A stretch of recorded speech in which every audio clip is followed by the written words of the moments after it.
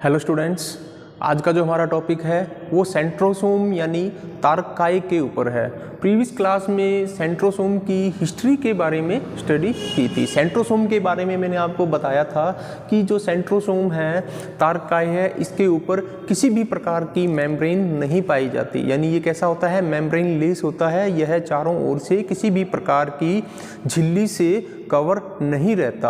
अब बच्चों न्यूक्लियस जो केंद्रक होता है, न्यूक्लियस होता है, न्यूक्लियस के बिल्कुल पास जो सेंट्रोसोम है वो मिलता है।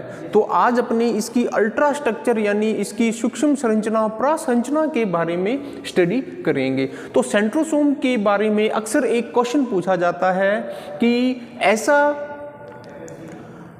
कोशिकांग यानी ऐसा सेल ऑर्गेनेल कौन सा है जिसकी आकृति बैलगाड़ी के पहिए जैसी होती है या जिसको cart wheel structure also called is cart wheel structure के नाम से जाना जाता है। तो आपका जो आंसर है वो क्या होगा, सेंट्रोसोम। यानी सेंट्रोसोम एक ऐसा सेल ऑर्गेनेल है जिसकी स्ट्रक्चर देखें तो इसकी जो संरचना है वो बैलगाड़ी के पहिए जैसी यानी कार्ट व्हील बैलगाड़ी के पहिए जैसी होती है, इसलिए इसको बोलते हैं कार्ट व्हील स्ट्रक्चर।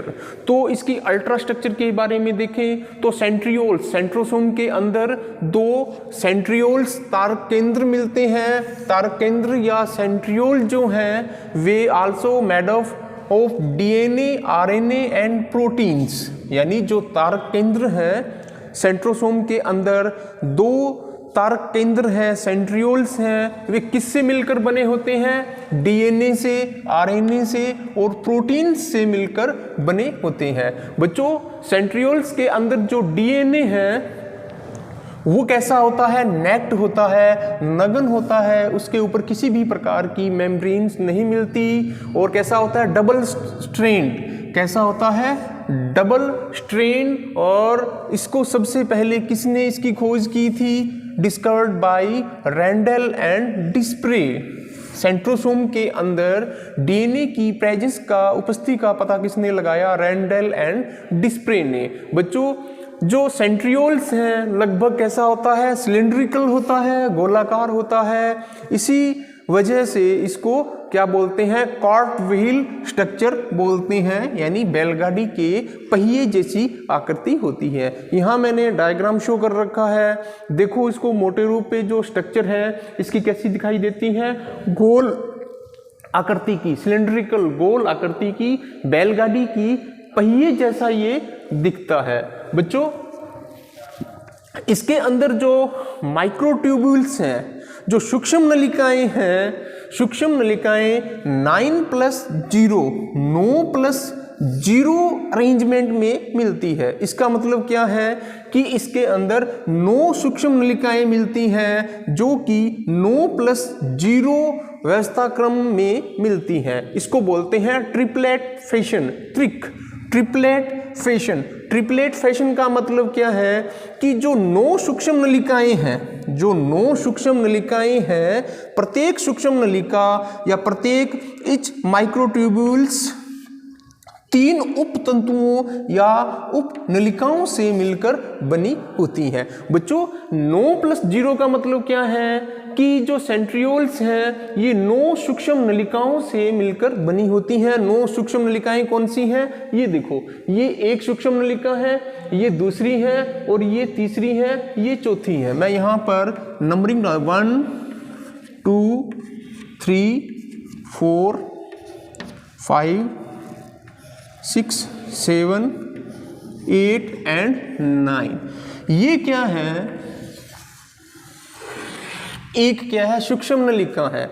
तो इस प्रकार सेंट्रियोल्स हैं 9 सूक्ष्म नलिकाओं से मिलकर बना होता है, इसलिए इसको बोलते हैं 9+0।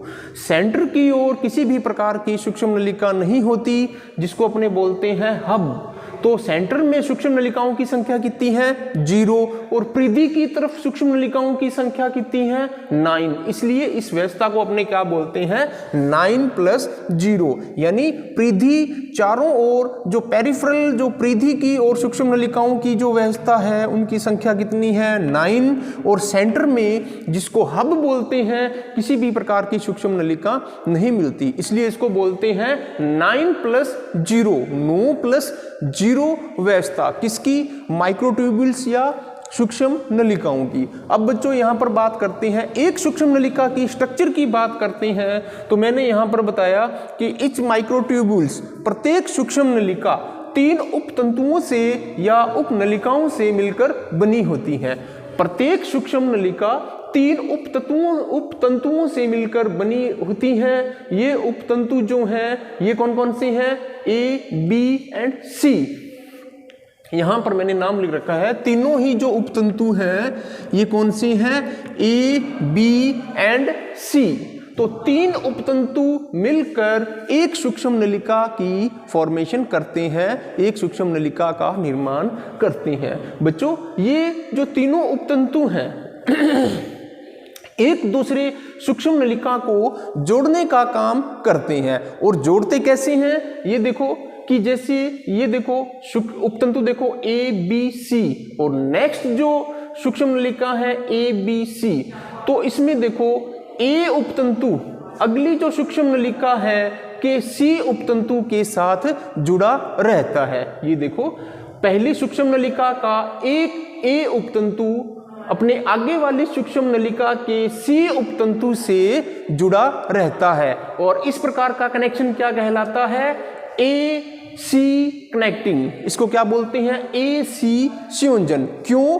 क्योंकि एक सूक्ष्म नलिका का एक उपतंतु अगली सूक्ष्म नलिका के C उपतंतु के साथ जुड़ा रहता है, इसलिए इसको बोलते हैं AC कनेक्टिंग। और बच्चों यहां पर आप देखो कि प्रत्येक जो सूक्ष्म नलिका है जो ये परिधि है इसके ऊपर 40 डिग्री का एंगल बनाती है, यानी उपतंतु जो हैं जो इसकी परिधि के ऊपर 40 डिग्री का कोण बनाते हैं या एंगल बनाते हैं। तो बच्चों ये था अल्ट्रा स्ट्रक्चर ऑफ सेंट्रोसोम जिसमें आपने सेंट्रियोल्स की स्ट्रक्चर देखी। अब इसके अंदर अगर एक उपतंतु को देखें अपने A, B, C 3 उपतंतु हैं, अगर इसकी एक उपतंतु की स्ट्रक्चर देखें तो बच्चों एक उपतंतु की जो स्ट्रक्चर है 13 गोलाकार इकाइयों से मिलकर बना होता है। कुछ इस प्रकार की दिखाई देंगी कि एक उपतंतु की अगर स्ट्रक्चर देखें